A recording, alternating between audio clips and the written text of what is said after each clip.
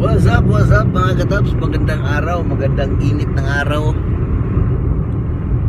As you can see, kasalukuyan dito po ngayon sa Tarik. Pagkano, nasa daan pa rin ako papuntang Unay sa pauwi, galing airport. Dahil anak ng tete, nagpapahatid na naman yung mastre sa akin. Dahil uuwi na lang siya ng Egypt. Mastre, Egyptian. Kaya yun, nung isang araw, kinuha ko siya doon sir. Sinundo ko siya doon sa may train station. Ngayon, umuwi siya. Doon ko naman siya ihatid sa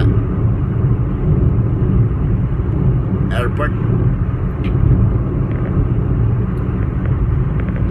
Uwi daw muna siya dahil magbuha lang siya ng mga damit niya. Karan lang, no? Ibang bansa yan, tapos parang wala lang.